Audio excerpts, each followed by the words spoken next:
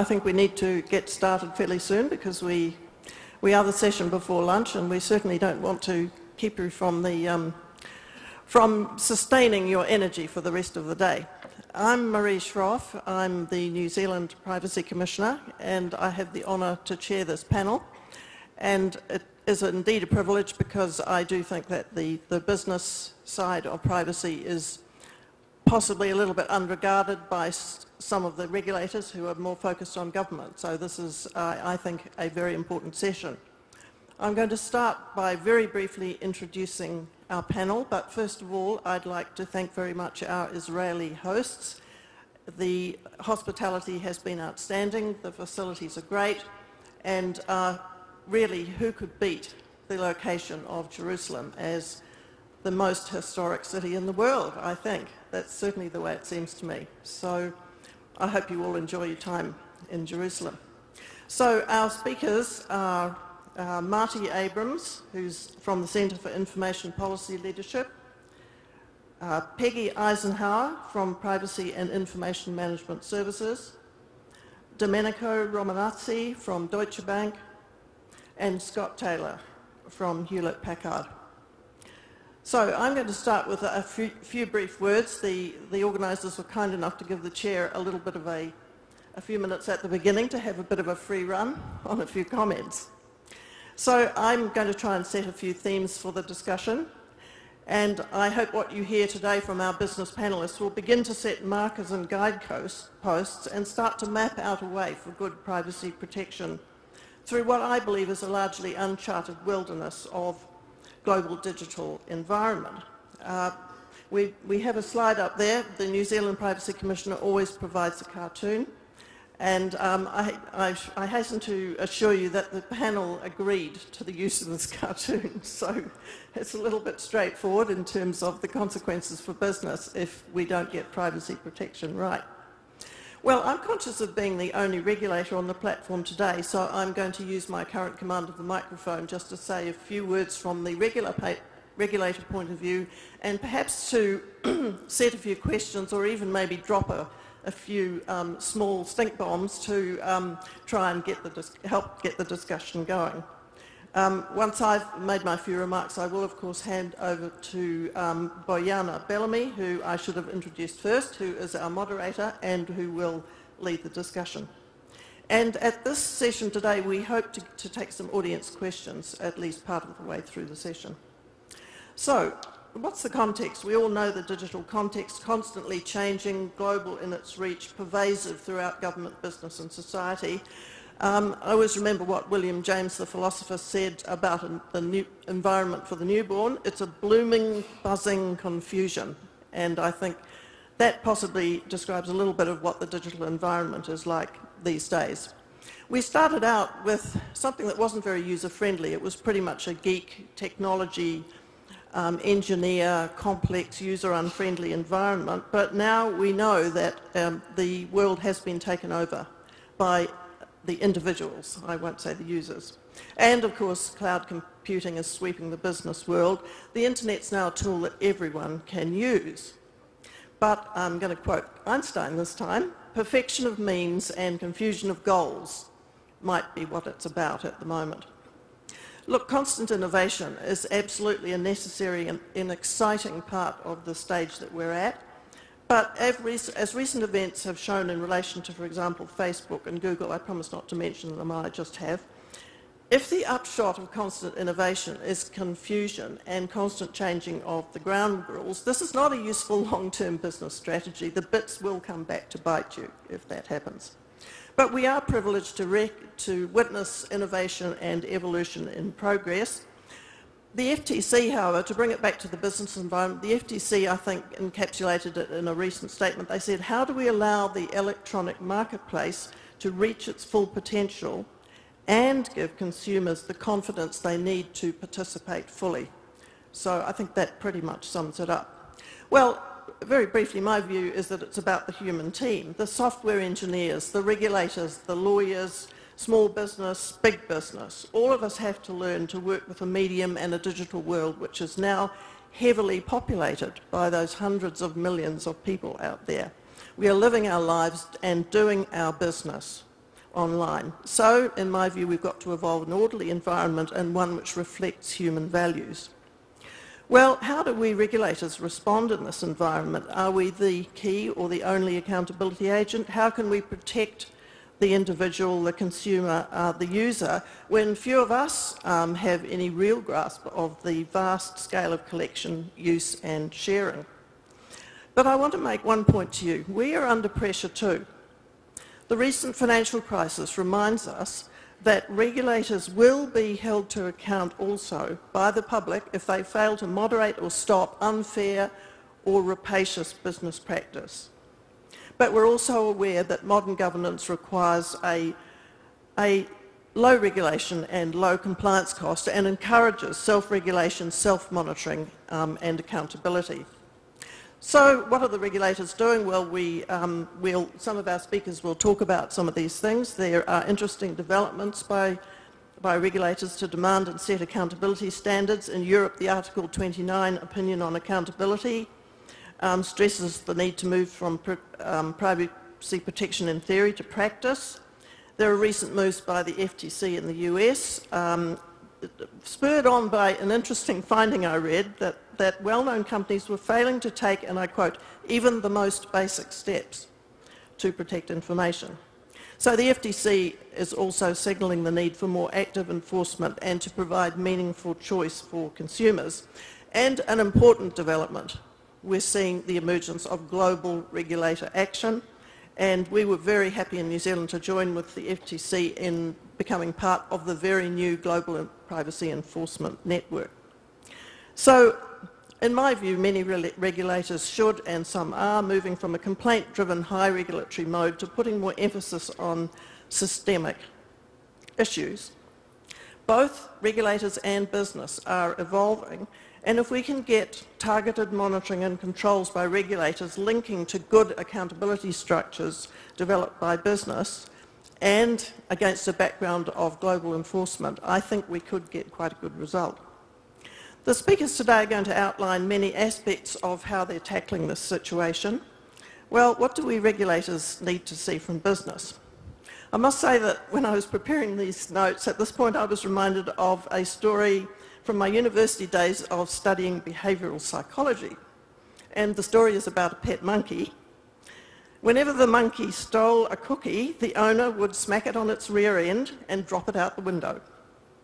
Eventually, the monkey would steal the cookie with one hand, smack itself with the other, and then jump out the window. This without any prompting from its owner. So this irreverent little story illustrates some of what I as a regulator would of course like to see: accepted standards of behaviour, accountability for actions and errors, self-monitoring and enforcement only where necessary. But if the monkey still steals the cookie, then a mere show of compliance may be a bad outcome, may not be enough.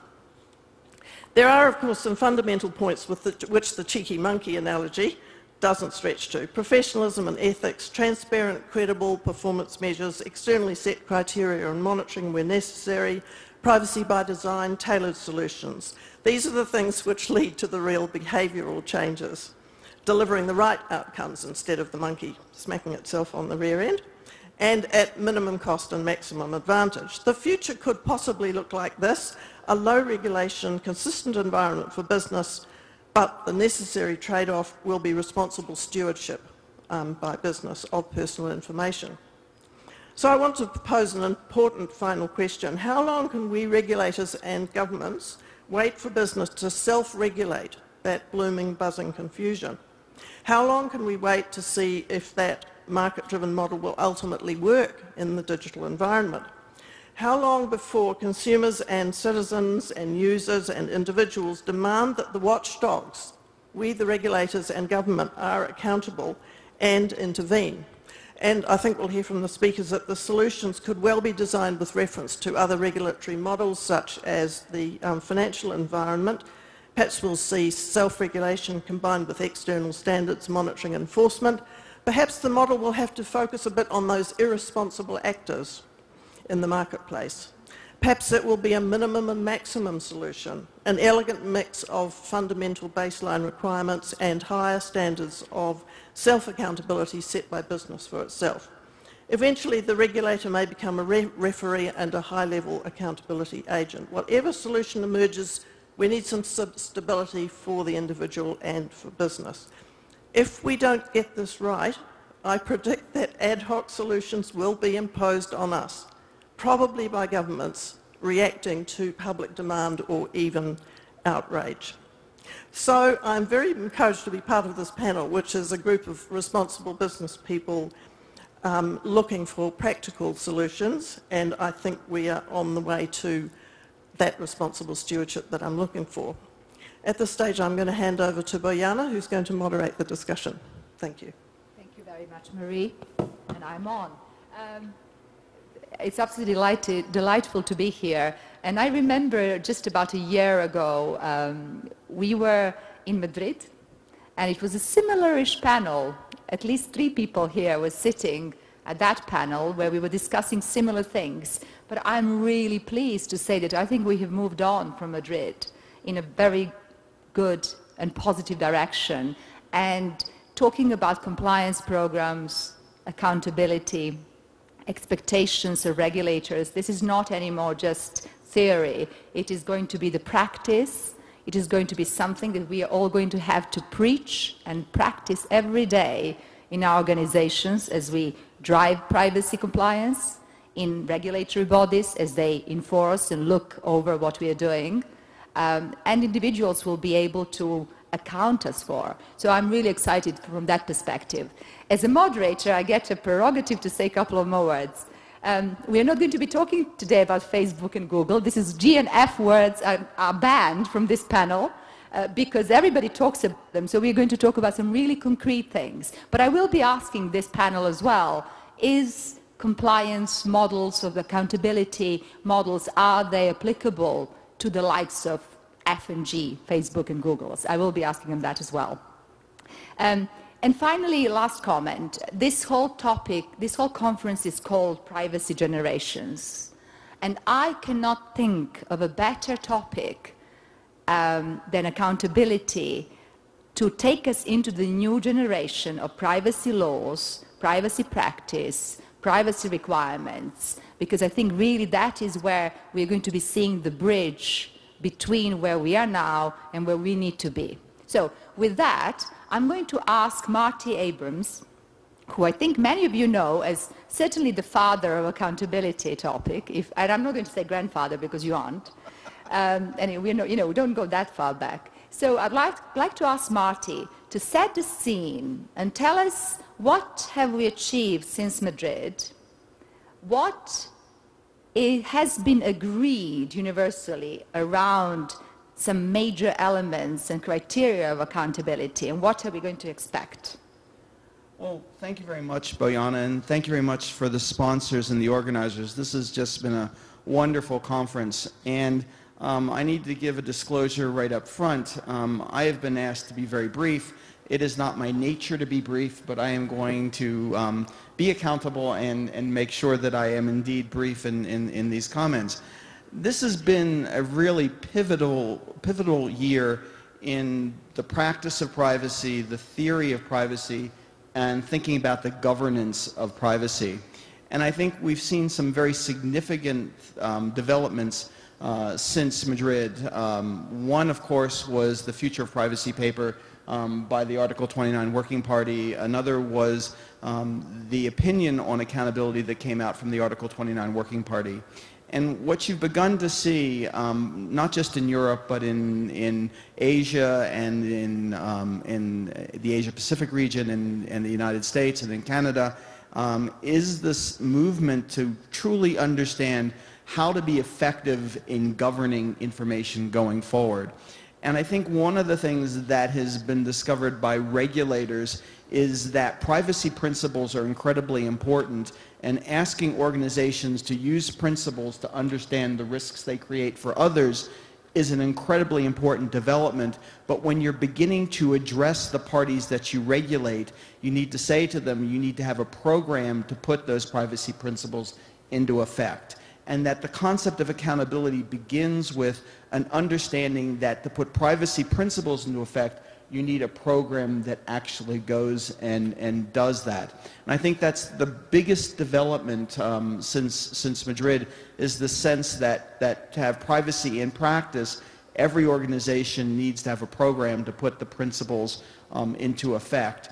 And that it's easier for a regulator to go to an organization and say, tell me about your program, demonstrate your program, than it is to say, how did you comply with this principle or that principle or that principle. And I think that is a major development since Madrid.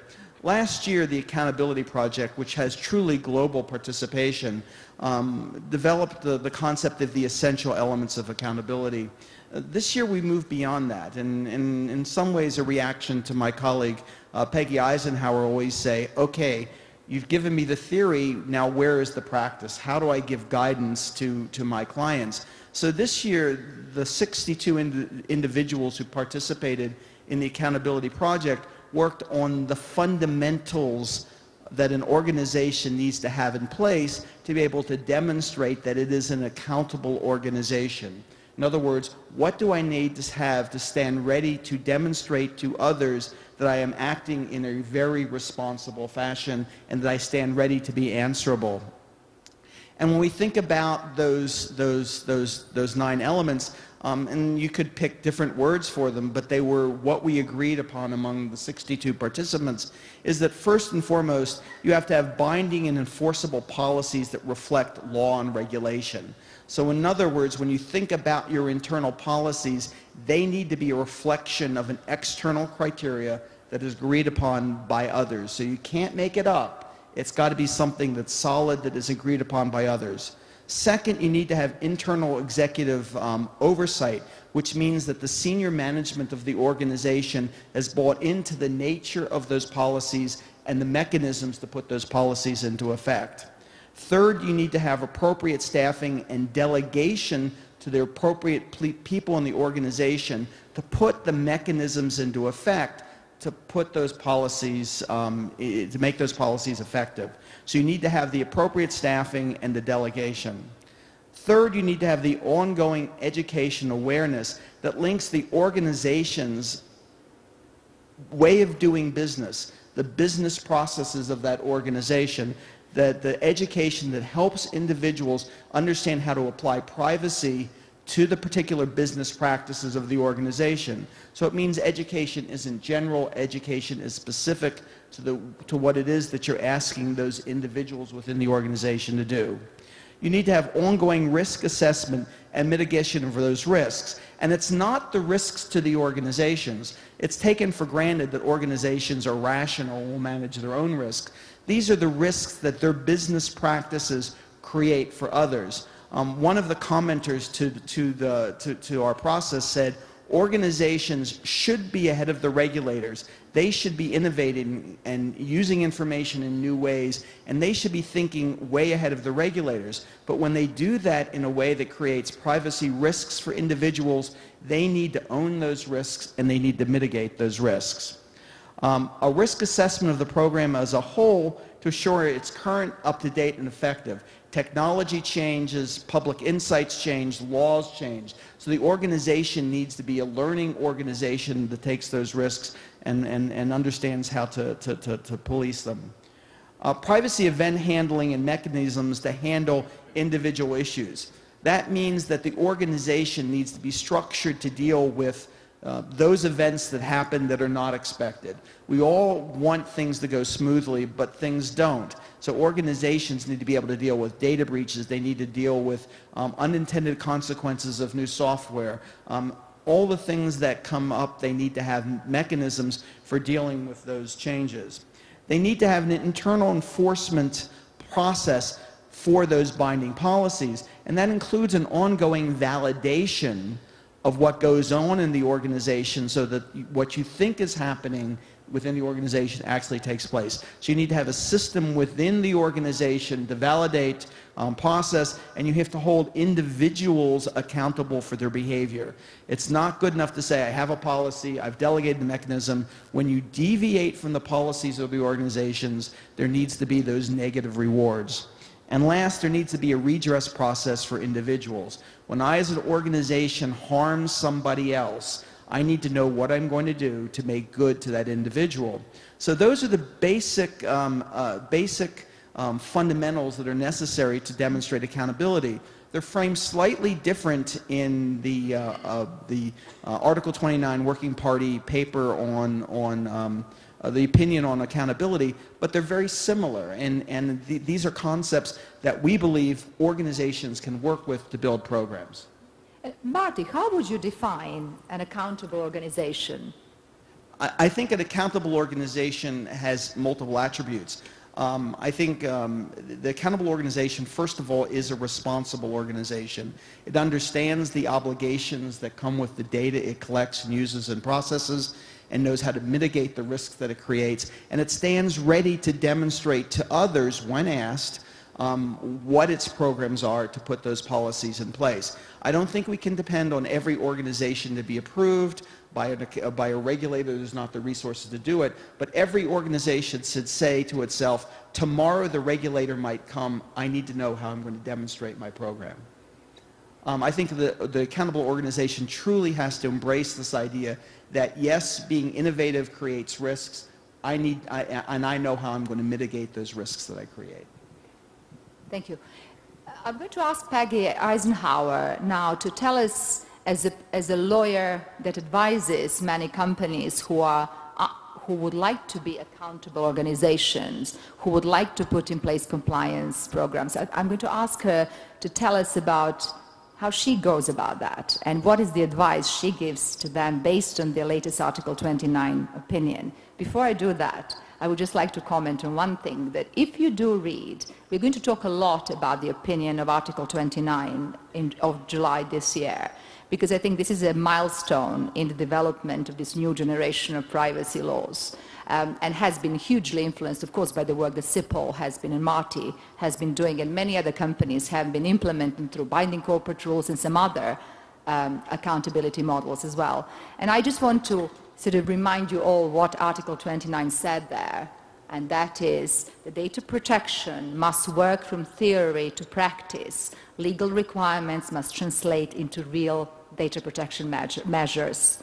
In the Future of Privacy document that Article 29 also produced in 2009, they have said, and I quote here, the present legal framework has not been fully successful in ensuring data privacy requirements translate into effective mechanisms that deliver real compliance. So I want us to focus on these two things, effective mechanisms and real compliance. So tell us what Article 29 has done further and how do you go about advising your clients? Thank you, Bojana. And, you know, I'll start by saying I love doing the policy work on accountability because it's really hard, but it's much easier than actually implementing it. I serve clients who are generally very large organizations, either in the information industry, like data processors or aggregators, or very information-dependent industry, companies like financial services or healthcare or hospitality. And they call me, and I can honestly say in all the years I've been doing this, no one has ever called me and said, Peggy, I want to be more accountable today. I'd love to get that call, but it hasn't happened. They do call, though, and they say exactly what Bojana said, which is we want to have more effective programs. We want to have, as the Working Party says in the Working Party paper 173, we want to have effective and appropriate programs. And the elements of accountability that Marty shared, I think, are exactly what I use with my clients to try and achieve these goals. As a practitioner, however, we have a few problems, a few challenges, I'll say, a few opportunities. I think that's the right way to say it. And the first thing is, if you read the Working Party paper, and I'll share with you one of my favorite quotes, it should be emphasized at the outset that the accountability systems do not change the substantive principles of data protection. Instead, they're designed to help you implement these substantive principles of data protection. And so the first challenge we have is really understanding what data protection requires us to be accountable to. And, you know, as a lawyer advising primarily American companies who are global, we spend a lot of time talking about, does data protection principles, does accountability require us to offer opt-in or opt-out? and I'm delighted that Peter Shar clarified that for me on the last panel. But we also talk about minimization versus empowerment. That was a new word from yesterday. We talk about data retention. And I think in many cases, my clients feel like they're accountable to their understanding of what these principles require. And that's not necessarily the case, that the regulators agree with that. So that's the first difficulty. And the second difficulty I'll mention now is the difficulty in demonstrating that these effective controls exist. We talk a lot about audit and other mechanisms for doing validation and for demonstrating effectiveness. But in fact, when you're looking at the typical security controls or financial accounting controls, effectiveness is a fairly objective test. When we're determining whether privacy principles are met, it's much more difficult. So I can ask a client, yes or no, do you have a privacy notice? Yes, excellent. Does that notice address the following 5 points? Access rights, choice, redress, yes or no? And they can say yes. But if we, as we all know from looking at privacy statements on websites, there's a vast range of information that's provided, and many times we read these websites and we don't believe the organization is acting appropriately. And yet being appropriate is one of the elements of accountability. So it's very difficult, I think, to train internal audit teams and other teams to have appropriate tests for what these controls are. And as we say in Atlanta in the South, you can put your boots in the oven, but that don't make them biscuits. And just asking, do you have this control doesn't mean that control actually achieves the goal. And I was very taken yesterday by Alessandro Acquisiti's comments about changing giving people a little bit more control over something like publication of their data may result in them having significantly less privacy because you haven't altered the use or the access to the information internally. And so I think that is a prime example of why audit of these systems is fundamentally very difficult. So I'll stop there and let you ask additional questions. And I'm actually going to pass on to Scott, because you are raising an issue which I think he is going to help us address. And your second challenge was absolutely right. How do we know these controls really work in practice? How do we know what these 9 elements are actually biting and making all the difference? Scott works for a very well-known company that has been practicing what they've preached for some years. So Scott, tell us, how do you go about ensuring the controls are effective and validating and measuring these as well? Thanks, Boyana, and thank you for me being here today. I really appreciate it. I was asked to talk about how a company, ours in this example, takes the 9 elements of accountability as well as respect for other frameworks such as the European Directive, the Madrid Standards, and builds those into a program that we hope is a demonstration of an accountable company. The way that we look at it is we take those 9 principles and it falls into 3 major categories. It's a contextual approach for our business model, which of course is very different from other companies. And it starts with a commitment. Marty mentioned this. This is a commitment for solid policies and practices that are aligned to external standards.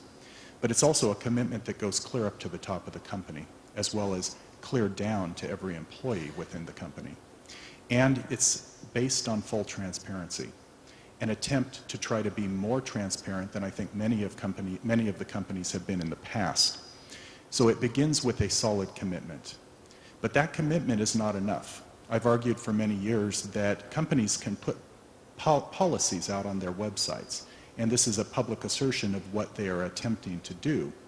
But you need to do more than just say what you're doing. You actually need to do what you say. So the second pillar that is very important is that that commitment is actually put into effect, as Marty mentioned earlier. And this is all about implementation.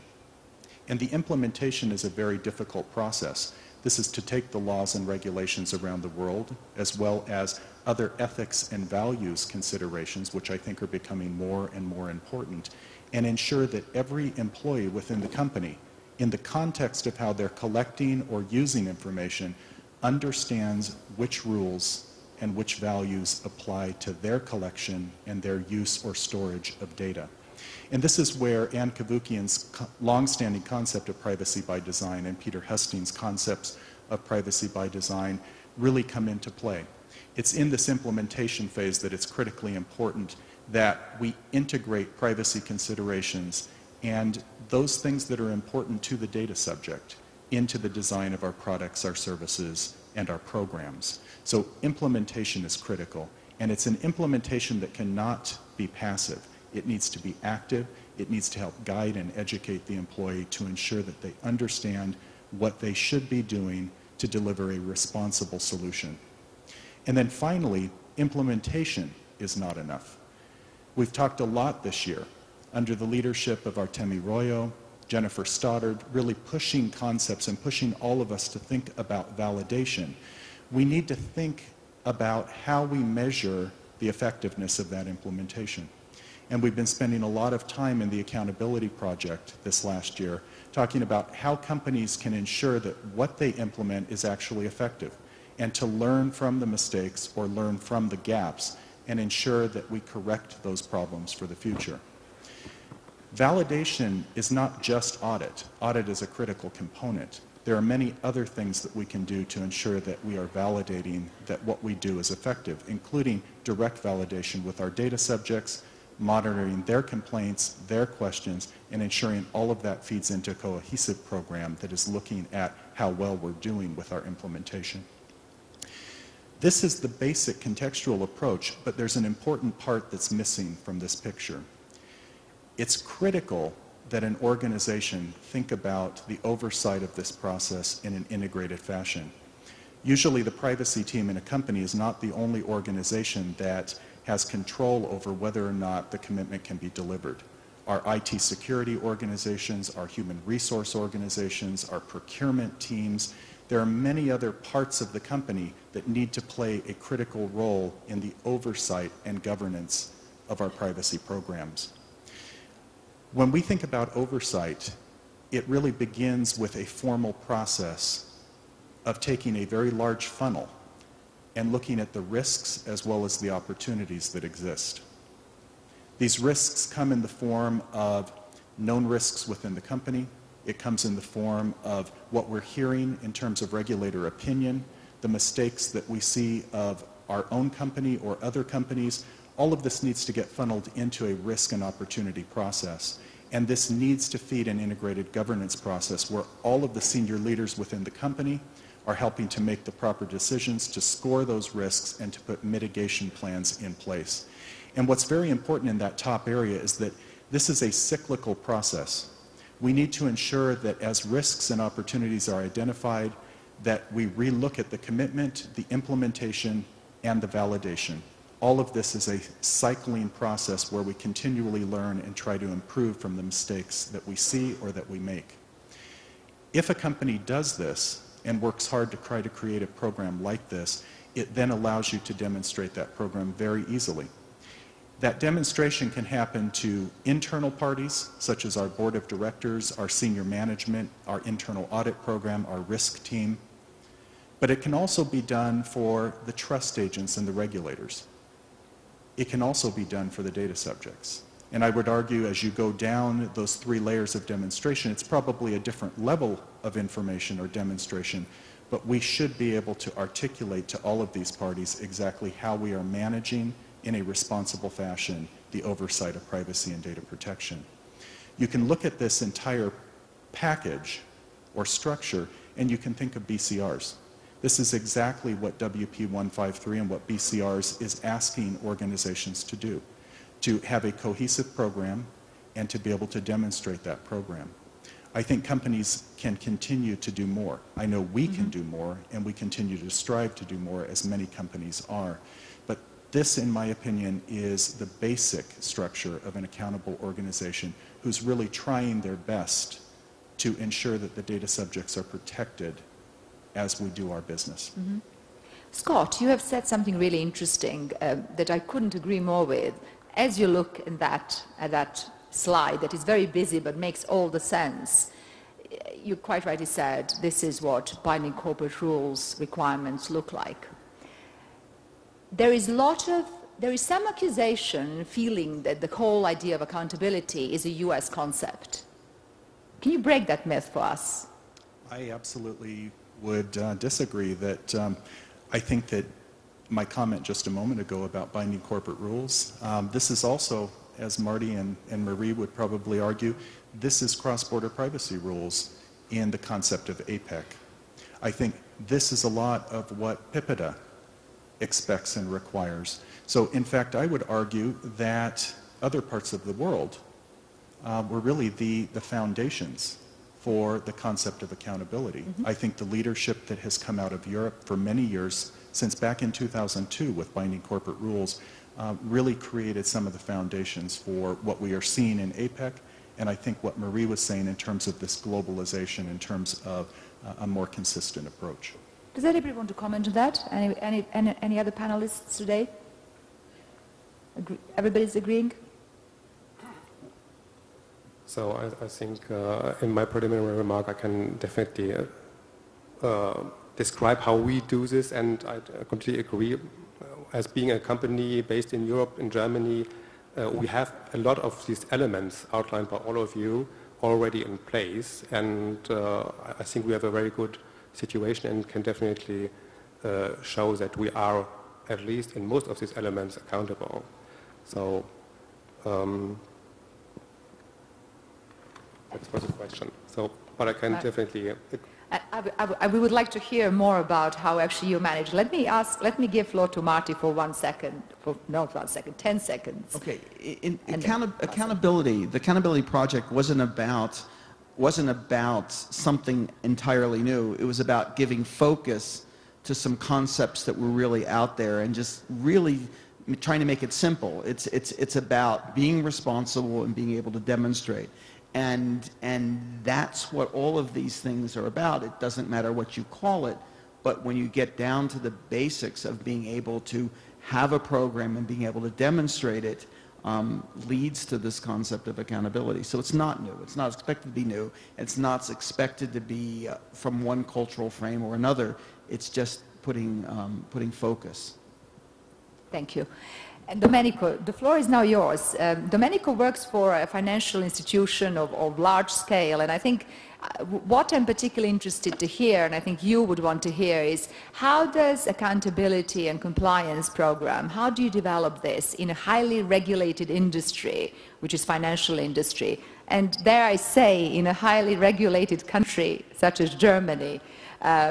So it would be interesting to hear some of your perspective, please. Thank you, Bojana. And thank you again for the invitation here. It's been a great honor to be on such a panel, and compliments to the organizers. Great conference. Yeah, I like to exactly focus on these 2 points. On the one hand side, the highly regulated industries, and then I can give some examples how we have organized internally accountability, and this is definitely in line with what Scott outlined beforehand. So for the financial industry, I said those who attended the conference yesterday and on Monday, where Mr. Netanyahu, Premier Netanyahu, said if a customer of a bank has a problem, the bank has a problem, the country has a problem. And that's definitely true, and that's why banks are so highly and strictly regulated. And what does this really mean for us? You do not need only a license.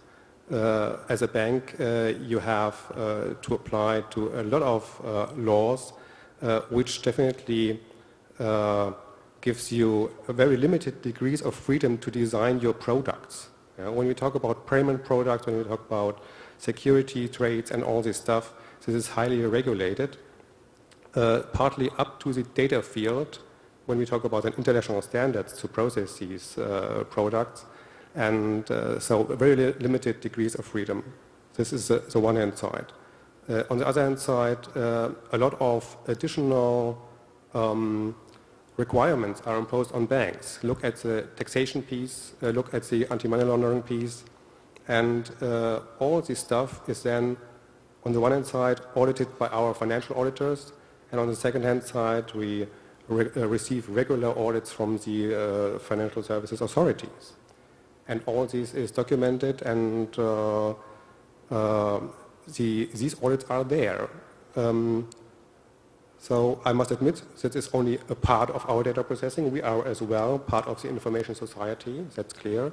But for these very generic businesses, it's highly regulated. And that is one part of my wish list, that in these areas, regulators, so meaning here financial services authorities and as well data protection authorities, collaborate a little bit more when it comes to demonstration of accountability. At the end, it's a responsibility, and at the end, it's a question whether a product is designed in the right way. So that's for the first part. So how have we organized our own system? So accountable is a business. And at the end, who heads the business? It's the management board of DB. And here it's the chief risk officer in Deutsche Bank who is responsible for data protection compliance. And the chief risk officer has a delegate, the chief data protection officer, and his team, the group data protection department. And we are, so to say, the policy setting function within DB, and we are the coordinating body globally. How have we then organized? We are active in 75 countries. Out of these 75 countries, approximately 40 countries have general data protection laws enforced. And in all these countries, we have placed internal data protection officers. And these internal data protection officers are designed, the tasks are designed very similar to the data protection officer function as outlined in the German Data Protection Act. So our approach is to integrate these data protection officers in the so-called change the bank processes. There is a duty to inform these data protection officers on all these projects, and that they can check whether the process, the application, the product complies with, in the first stage, the local data protection obligations. And we, as a coordinating body in group data protection, we consolidate this then on a global level. In the second area, we have data protection representatives in all business lines. So this should ensure that the information flow between this control function, being a data protection officer, and the projects which are set up in the businesses is fluent. Yeah? What is more, quite important is that we are partnering with some other departments in the bank. Very important for us is audit. So we do not perform checks by ourselves. Audit do the checks for us. But we have a kind of concept, collaboration concept with them. We can draw, when we have some hints that something is wrong, we can draw audit to place some audit in the various business line or for the product. When audit finds something, we are consulted. We get all the reports from audit where data protection findings are in, and we have complete access to the audit system, so that we are in a position that we can analyze whether we have some systematic gaps. It's not only resolution of one finding or something like that, it's as well analyzing whether the whole organization complies with data protection or whether we have a systematic gap. Controls. Controls are, I think, a very important point. And the data protection officer in many areas is a mandatory sign-off function. So when we talk about outsourcing, for instance, data protection officer has mandatory to be consulted and gives his sign-off for this project. Similar when we talk about mergers and acquisitions. Applications. I think this is a very important point. What application really processes personal data? We have an application repository in place where we have placed a flag which is mandatory to be maintained by the business information security officers whether this application processes personal data. And when it processes personal data, which categories of personal data are affected? So, and that is then to be used by the data protection officers. We have mandatory incident reporting and all this stuff. I think it's not getting too long for this short. But as you see, we have a lot of basics where we can pull numbers on. So how many outsourcings did we have where a data protection sign-off was given? How many applications do we have which process personal data? What was the numbers of incidents we were involved in and have checked whether we had something which is not in line with the law or where we have to notify somebody. So that should be for the moment to give some flavor how we are organized and how these elements of accountability are placed within a huge organization. And thank you for that. And you know, as you listen to this, you kind of realize actually people are doing the right thing. These are the real compliance examples that you're hearing from two leading companies in different sectors. And they are demonstrating that this is possible. And I know there are lots of clients of Peggy's who are saying, how do we do that? And let's now discuss about that. Let's open the Pandora box. This wasn't on my question list, but I'm actually going to ask, and I'm going to ask Peggy and I'm going to ask Marie first to comment on this. Peggy, you said it was a challenge for your clients to understand what constitutes the substantive data protection, right? You know, we said accountability does not change substantive data protection. We still have to comply to a certain standard. So what is that? And what do you tell them? And Marie, what do you think that is from New Zealand perspective?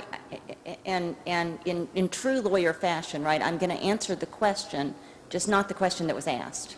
And I'm sorry, but I'm going to play Paxman. Paxman is this fantastic guy in the UK who's going to be asking the same question 100 times on television until she does answer. And I will answer it because it's a great question. But I, you know, when we sat down up here, Marty said, "You're going to like Scott's slide," which I had not seen. And Marty is absolutely correct. I adore Scott's slide. And what I like about Scott's slide are two things, and they're related. One is the concept of governance. And even though accountability is in really big type at the top, if I were doing the slide, it would have said privacy governance at the top, because that's what I tell my clients to think about. And the second thing that I like about Scott's slide, again, it's in the top box. I can't really read below that because my eyes aren't that good, but it says identify risks and opportunities. And when I'm talking to my clients about what the substantive principles require, so I will spin it to the answer. One of the things I tell them is when you look at the accountability elements that Marty showed, the concept of risk is prevalent. The word risk is prevalent. And we think about accountability and risk as kind of related hand-in-hand concepts.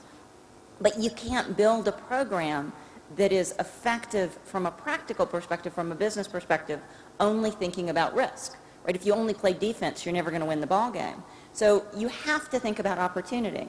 And when I talk to my clients, I oftentimes say, it's not about accountability. I don't talk about building an accountability program. I talk about building a governance program. And the governance program concepts that I like are programs that balance risk and value. And I know Michelle Dennedy bagged us for the consent panel, but she articulated this brilliantly when she was at Sun. And she said, we win as data controllers when the value proposition from our data processing is greater than the risk proposition from our data processing. And I know in the working party paper, there is a lot of discussion about flexibility in the implementation of accountability programs. And they talk about risks, and they talk about size and nature of the data. And I would love to see there be an explicit comment element related to identifying the value of the processing that you're provided. That's why we like, well, I won't say the F word. That's why we like Amazon. How about that? Because they deliver a lot of value. And if you deliver a lot of value, you can do a lot of data processing, even if that processing creates risk. And your accountability program, your governance program, has to manage those risks relative to the value. So that's what I'll say. And yes, I did love Scott's slide. Excellent. But Marie, coming back to the question she actually did not answer, but we'll press her again, substantive data protection. can we agree in this panel what these substantive data protection principles, universally acceptable around the world, possibly OECD guidelines, possibly fair information principles, possibly 8 whatever data EU directive, can we agree that this is what we mean? And do we all have this? Does Scott, I at Accenture, and Domenico at Deutsche Bank, do we all have the same, do you think, in our BCRs or accountability models?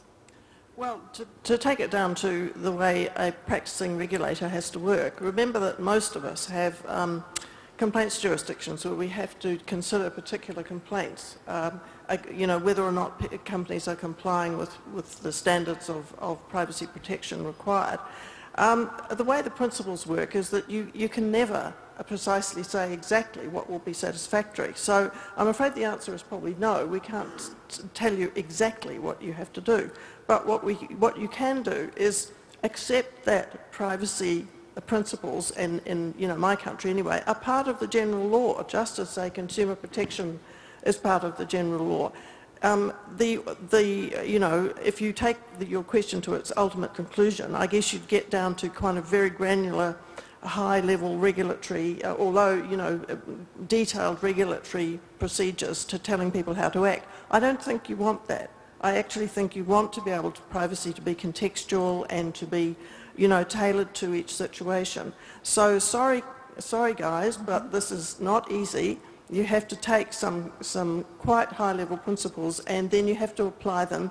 And coming back to the practicing regulator, I guess what we're going to be looking for, certainly what I'm looking for, is fair and reasonable treatment, fair and reasonable protection. And of course part of that will be having a look to see whether the company has the kind of structure that Scott has outlined. Can I actually just go back to that slide, Marty, of yours, which is the 9. We got to 9. It used to be 8. Policies. We've heard from Marie what she thinks that policy is going to say. What do you think policy of an accountability organization should be saying in terms of substantive data protection requirements and the detail? And Scott, I'd like to hear the same from you, please. I think much of it goes to what Peggy was saying a moment ago. There are things that organizations need to achieve. If I am an organization that's building anti-fraud tools, I must achieve the end of building effective anti-fraud tools, and I must do that within the context of protecting individuals from the inappropriate use of information and protect the integrity of that information. So I need to balance the principles when I do that. So if I'm building an anti-fraud tool, I need to use tons and tons and tons and tons of data. And in the case of data minimization, the answer is tons. The minimum amount of data necessary to achieve that objective is tons of data. But at the same time, if I have tons of data, then my security requirements go up substantively. They go up greatly. And I need to counterbalance the fact that I have all of that data by having security processes that are really fantastic. So the mitigation strategy to achieve accountability, to achieve governance, to achieve whatever word we want to use, is this understanding of how to balance the principles so that you end up achieving the objective, but doing so in a fashion that is consistent with the principles that were articulated 40 years ago. And Scott, what about HP? So where do these policies and rules stand? Have you taken the toughest, the most strict requirements and applied them globally? Have you created some new ones, amalgamated, or whatever the word is? I can't repeat it. In our case, since 1997, we've used the European Directive as our basis for our global program. So a data subject in China gets the same protection in terms of our assertions as a data subject in Spain. So for us, we've applied that because it's quite frankly easier for us to achieve the responsible outcome with a consistent approach. With 400,000 employees, it would be very difficult to manage privacy with different practices. But Bojana, you've heard me say many times, I actually think that a good privacy office in a company has the exact same job as Marie's job. We are the regulator if we're doing our job inside of the company. And I think that, as Marie said and Marty articulated, there's the what and the how. The what is the principles that are defined by regulation and augmented by company values. I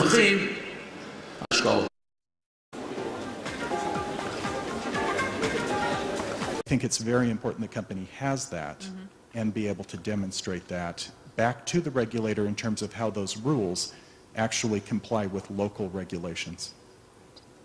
Domenico. May I add here? So our situation is slightly different. We have still this patchwork of rules and regulations in place, and our business is partly global. When we talk about investment banking business, it's partly global. For these applications, definitely we have a very high standard similar to the German one. But we do as well local businesses, and for these local businesses, local rules apply, and so there we do not have a global standard. But I do encourage really to work towards global data protection standards, because this would make life much more easier for us. Yeah. Look at Massachusetts now, Massachusetts data protection law. When we would apply Massachusetts data protection law for all our data processings, our costs would explode. Definitely, as one example, but data protection standards is definitely one key element for the successful further development of data protection. I can't help but to react to this, and in fact I'm going to remind you what Marie said in her opening remarks. You know, how long are we going to wait for something to happen, right? And I think what we're hearing here, and what I would really impress particularly in regulators and some legislators, if they are in the audience, is that we really do not have time anymore to wait for that holy grail of uniform, harmonized data protection around the world. What companies such as Deutsche Bank, HP, Accenture, and others are doing are creating these harmonized and high-level protections through the accountability models, because we don't have any other option but to do so. And I agree with you. I don't think we are applying the Massachusetts requirements all over the place. And in fact, I want to say that regulating data security is really dangerous. I think regulating data privacy and having a general security requirement is really good. But I think security is very technical. So I don't think we should be going there as legislators. But I think that's what we are doing. And that's how I would like us to look at accountability model as a possible harmonizing, converging force. Marty, do you agree with that? I agree with that. I believe that this process is generating almost a de facto standard. I think that processes like the Madrid resolution really help in this. And in a perfect world, if we could actually reach closure on something such as that, it would be hugely helpful. But I think the issue of scalability has to come into discussion. And the fact is that the way we think about the risks of regulation has changed significantly in the last decade and a half, because of the rise of the internet, because of the way innovative organizations can enter the market. There was a paper written by Peter Swire back in the latter part of the 1990s on the elephants and the mice, and I think it really reflects the way regulators thought about things back in the late 1990s. And it was that if I regulate and oversee strongly the elephants, then the mice will behave. The elephants will create the environment in which the mice will want to behave. Well, the fact is that innovation comes from the mice, and it's really easy for the mice to grow and to prosper, and either be acquired by the elephants and influence the elephants, or to go off and become elephants of their own as they get more successful. And for the regulators, this is a huge, huge challenge, because it was easier to sort of oversee the Deutsche Banks than it is to really influence the little guys who are going to get bigger and bigger. So one of our huge challenges in accountability is this question of how do you begin to get the mice to understand that they have an obligation and to map out these concepts of accountability so that they're as acceptable to them as the concept of financial accounting, for example. And you know, there's similar requirements in some ways. And there are multiple ways to get there, but we need to put time and effort over the next 2 or 3 years to come up with the concepts that allow the regulators to have more effect on the mice of the world and to put more concentration where the risk really is in terms of individuals and the protection of their information. I'm glad we moved from monkeys to mice and to elephants. You think you're in the wrong panel. But I don't like, actually, I think we've got at least 3 elephants here. I don't like being ever described as an elephant. But yeah, I suppose we are elephants. Peggy, what would you say to the companies that are in the mice category, those small and medium-sized enterprises? How are they going to do demonstrate the accountability as per these slides, or to show the Scott slide? I mean, are they able to do that? Can we scale it down? You know, and I don't deal with the true mice, although I think that's a huge issue. I mean, who knows what Blippi's privacy policy says? Mice have got huge computers in their garages. You know, and the reality is that my 12-year-old has a huge computer now, so I don't know how we get past that issue. I think that one of the concerns that I have, and my, you know, my strongest, really my only criticism of the Working Party paper, is that I think we have to be very careful about disincentives for not only the mice, but the monkeys in the middle, because that's where the monkeys always are, right? And the elephants at the other end. You knew I'd bridge that for you. To comply with these. And I look at the Working Party paper, and one of the things that it says, and I'm candid with my clients about this, if they want to do a global program the way Deutsche Bank and HP are doing, right, I'm very clear with them. You got to be careful. Because if you raise the bar in one part of your enterprise, you risk having that become the legal standard. And the Working Party is very candid. They say, you know, there should be meaningful sanctions. I love that word. As an outside counsel, I'm all for meaningful sanctions. And they note that it should be punishable for the controller if it does not honor the representations made in its internal policies. And then they add, obviously, of course, obviously, this is in addition to the penalties they should suffer for infringing the substantive law. So the disincentive, I think, is that you got to be careful, because if you decide you want to, you know, go all out and do best practices, it's like a tar baby, and you're stuck with best practices. Now, if you're highly regulated as a financial institution, or if, you know, per Marie's slide, you've got the egg on your face, you maybe don't have to worry about that so much. If you have management like Scott does that's committed to this globally, and it's easier, you can make a value proposition for a global standard. But for most of my clients who are not mice, maybe monkeys, in many cases elephants, trying to figure this out, they have to be careful that they don't set the bar so high that they have more liability and more risk as a result of doing that. And I would encourage the regulators to understand that and give people the flexibility to work in that middle between law and best practice without there being that disincentive. I actually do want us to touch upon incentives for doing the right thing.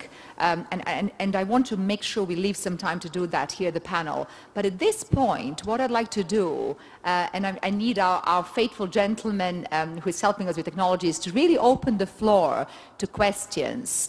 Don't ask us about incentives, but anything else that you have heard, or benefits or disincentives, but anything else that you have heard or you would like to ask this wonderful panel, please do so. There are a couple of microphones roving around. Would you please also just tell us where you come from? That's great. Thank you for the light. Would you tell us where you come from and speak into the mic like I do? Thank you. By the way, this is all being recorded, so you now consent implicitly for your data to be processed in this way. Hi, I'm Kamlesh Bajaj from Data Security Council of India. Welcome. I'm very glad, yes, Bojana knows and so does Marty. We are a self-regulatory organization, and I'm very happy to hear the views that there is a strong role that such SROs can play. While the principles are fixed, and while Bojana also mentioned that reasonable security is something which the laws would not like to legislate, they will leave the word as reasonable security or adequate security. And then let it be decided in the context, the way Scott also presented. But in the context of privacy, do you see the role for certification by a third-party organization such as DSCI? There are privacy principles, and then there are practices to realize that. And the practice has to be implemented across the organization, not in one particular sector. Like in the case of security, one can go for ISO 27001 certification for a specific area, not for the entire organization. But privacy has to be seen for the entire organization as being implemented. So do you see the role for self-regulatory, third-party evaluation, third-party certification for companies? I think you put your finger exactly right into the jam pot, if that is the expression. Marty, I'm sure you'd like to answer, but please, my panel, do answer this. Next year, we're going to be doing year 3 of accountability, and year 3 of accountability is going to be co-sponsored by the Data Protection Agency of Spain, and I'm very pleased that they're going to be the co-sponsor. And one of the issues that we're going to take up next year is the difference between general levels of accountability and this whole question of recognized or certified accountability. And it also brings into question the concept of the extension of the regulator in the marketplace, and what is the role of parties that can give validation to programs so that there can be a higher level of recognition. And I hate to disappoint Bojana, but what are the incentives for that higher level of accountability? And those are some of the issues we're going to explore in year 3. And I think they have to be explored. The fact is that if my expectation is that the regulators are going to be more effective at getting to the real risks in the marketplace, and we're going to be able to expand the whole concept of accountability to the mice, and I hate to use the term mice, then we have to have mechanisms like third-party accountability agents that play a role in this and find a way for them to be recognized, for them to be trustworthy. And that's one of the big challenges, as Marie knows, that we have in the Asia-Pacific region in APEC. So the point is that there is a huge role. The fact is that we need to set a time limit for figuring out how we define that role and how we define trustworthiness as it relates to that role. But how do we do that without adding further burdens, further red tape, further compliance requirements and money spent into it? And you don't need to answer, everybody else can as well. Go ahead. Well, I mean, there's a slide that we don't have up on the screen that shows that there are different levels of validation.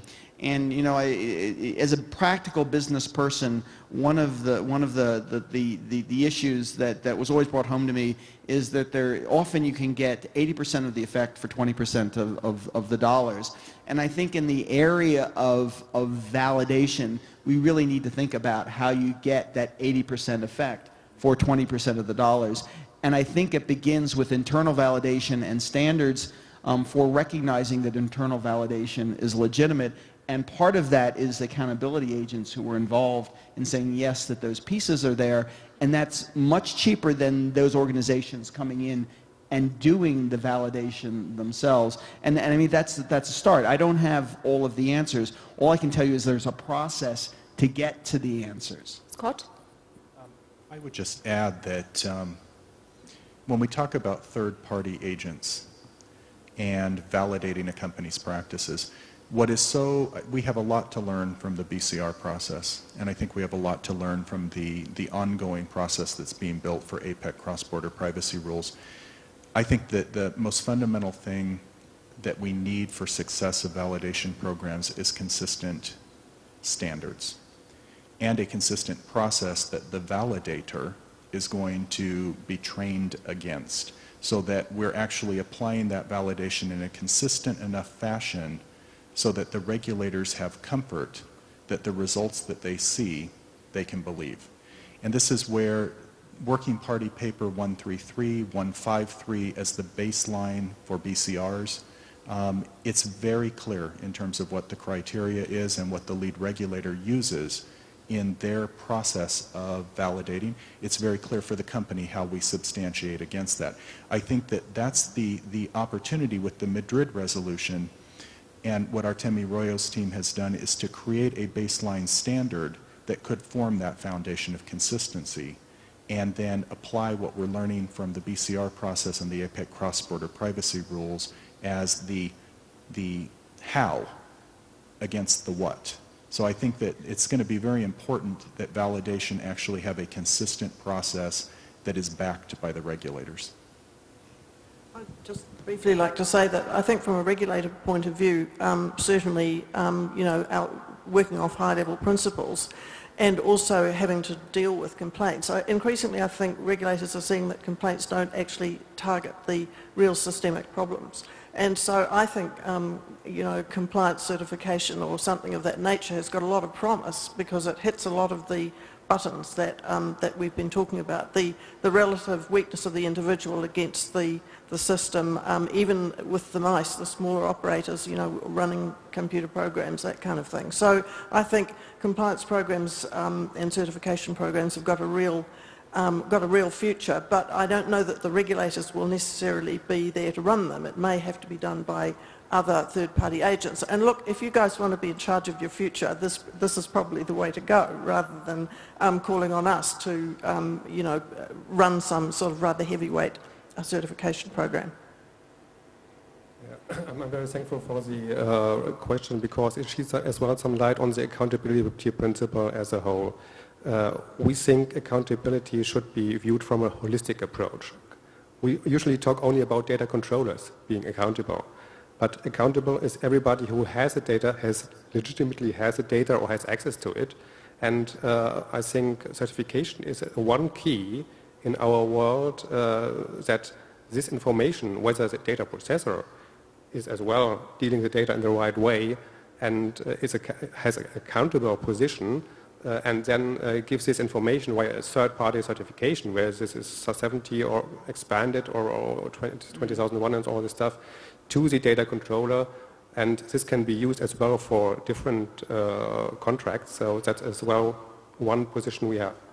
And look, as a service provider on this panel, actually there is another one there, a competitor, a fierce competitor, but fair competitor. I have to say I absolutely agree that accountability should be, could be, and is implemented by service providers.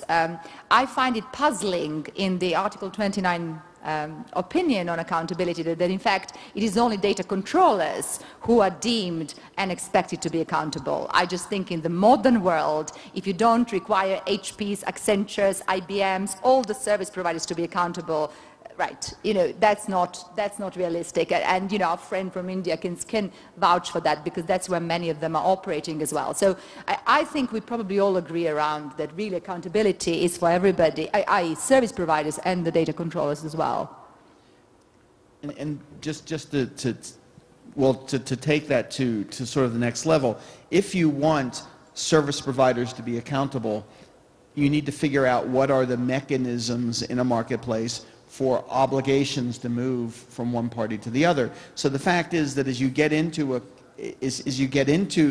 accountability, the fact is that there is always more work to be done. The point is, you know, grabbing the bytes one at a time and trying to move them forward. In the APEC region, we have a working group that's looking at this question of how do we recognize processors as being part of an accountability chain.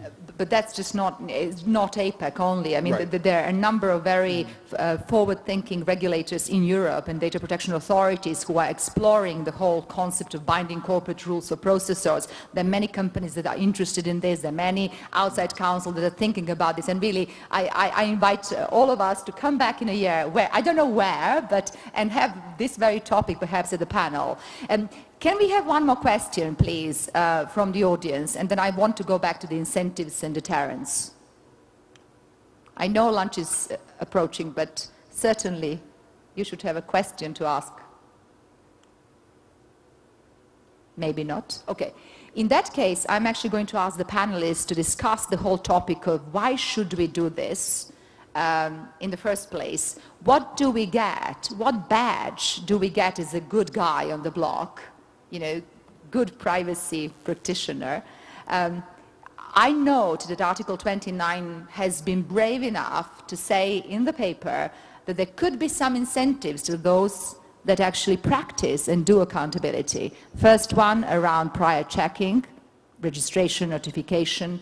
Second one around international data transfers and ability to share data more easily. And third one, it was buried, but it is there, around possible mitigation in case of enforcement, i.e. data protection authorities should take into account whether an organization has implemented the measures or not indeed. So how do you feel about that? What do you think we should be asking for in return for doing the good, right stuff?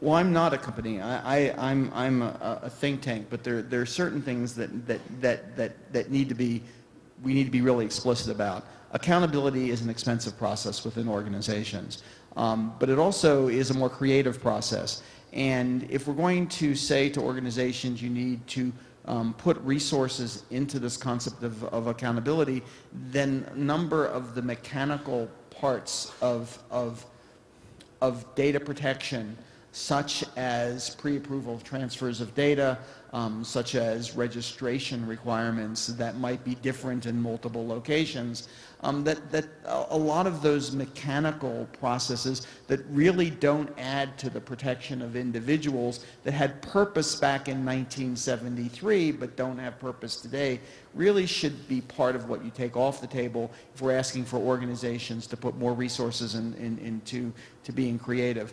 I think the mitigation concept is also important because, you know, I've told organizations that accountability is part of the license to be highly innovative with information. We're in an age of analytics where we're using information incredibly, in very expansive ways to predict the future in almost every part of our process. Many of those stretch the traditional ways we think about the principles. That accountable organizations are ones who figure out how to apply those principles in that area. Occasionally, they'll get it wrong. The fact is, in a world where we want organizations to take risks to create additional wealth, there are going to be times when we get it wrong. But the organization that can show and demonstrate it had the program to think it through, it just didn't get it right this time, should have some mitigation against that. And Marie, to you as a regulator, are we right to ask for something in return? And would you be taking into account whether, in case of enforcement, whether an organization actually has got the measures and has done its best or tried its best, but despite that has suffered a breach, for example? Absolutely. Virtue is its own reward. If a company has good systems and has shown genuine efforts to put in place good structures, good training, etc., good risk management, then definitely, you know, certainly in the way we operate in the Asia Pacific, a company that has a breach might well end up with no real penalty because they're shown to have really tried, but this was a one-off instance, or it was a rogue employee, or something of that nature. But look, seriously, virtue is its own reward. I think there are lots of rewards for handling privacy well. I think we've got to remember that, you know, these huge technological systems, or whether they be, even if they're paper-based, if you design them well to treat human beings with respect, then it will advantage your business. You will, you know, even if you don't strongly believe in competitive advantage specifically in this area, you will gain reputation as a good market operator and a company that treats its customers with respect. So that's my answer. Are there any benefits for the overall society and individuals of having accountable organizations doing the right thing? Well, you know, it's hard, when you talk about incentives and you talk about benefits, it's hard to sell accountability for its own sake. I mean, you can sell the mitigation of risk, you can sell that Marie will look more kindly upon us if we try, even if we don't succeed. And despite the comment in the Working Party paper, I do think regulators give credit where credit is due to organizations that try, and that is an incentive. I think, however, that there are tremendous incentives to think about accountability as part of a governance model. And, you know, when we think about how do we maximize the value we get from information while managing the risks, using a framework like Scott has presented, like Marty has presented, companies see that this is part of the strategy that gets them the ability to be innovative with data, to be innovative with technology, to be innovative with data transfers.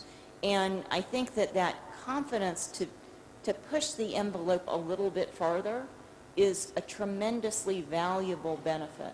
So I do think there is a lot of benefit to accountability as part of a governance model. So I think, yes, there is definitely a benefit on its own, especially for banks. Banks is a business of trust. When you do not have trust in your bank, you will simply leave it. And we saw this, sorry to mention it now, with UBS and the taxation issue in the US. They have lost a lot of assets under management, to take some numbers here. And it's very vital for a bank to have an accountability system. I would agree. I would characterize the benefits in two ways. One is trust. And it's not just trust with the regulators, which I think is very important. Companies need to do more. But it's trust with your internal management, employees. They understand why we're doing this and the value of it. And it's trust with the data subjects. If we start to do a better job of explaining what we are doing and how we are doing it with the data subjects, I think that will drive trust, and I think it will change behavior and pressure companies into doing a better job in terms of providing meaningful controls. But I would also say that the real benefit is predictability. Predictability that comes from binding corporate rules, cross-border privacy rules, and APAC can really be applied to frameworks in every country. And that predictability allows us the trust from the regulators to move data within our control, within our companies, to really deal with the complexities of global data flows as they exist today. So predictability, I think, is a very important selling point to a large internal organization. We're going to have to finish now because it is lunchtime. I just want Marty to tell us what comes next. As you can see, this is such a hot topic, such a big topic. We have to do more. What are we going to be doing more, Marty? Okay, the Demonstrating and Measuring Accountability paper came out yesterday. If anybody wants a copy, please see me or my colleagues or go to the center's website. And we want people to read the paper and tell us what's wrong in the paper, so please do get a copy of the paper. In 2011, working with the Spanish Data Protection Agency, we're going to have Accountability Year 3. It's going to focus on incentives and differing levels of accountability, and also trying to come up with an architecture for validation so that we can begin to talk about that. The discussion on validation is going to be in Washington, D.C. on March 8th, and it's going to be done in March 8th so we can bring together people from Europe who will be coming in for the IAPP with people from Asia Pacific who are going to be in Washington for APEC. So, like I said, we're going to have 3 sessions, and next year we'll have a paper that maybe is a little bit thicker than this one. And this is a perfect time really to close, and I would like to thank not only our panel for being provocative, smart, and hopefully giving you lots of answers. But I also want to thank each of the companies who has actually embarked upon accountability and doing this in practice. I would also like to thank the regulators who are actually starting to see the benefits for themselves and to the society and in achieving something like this, because this delivers real and effective compliance. And I really want to thank particularly Spanish for taking us to this next level and next step. This is the year where European Union Directive is going to come up in its new reincarnation. This is the year when US, you have heard it, is going to be putting its position out there. This is the year where we have to make an impact. So I please invite you all to take an opportunity, use this stuff, and let's make together a new generation of privacy laws. Just as Marie has started, we have to work on this together. So thank you very much. Let's please give a round of applause to this panel.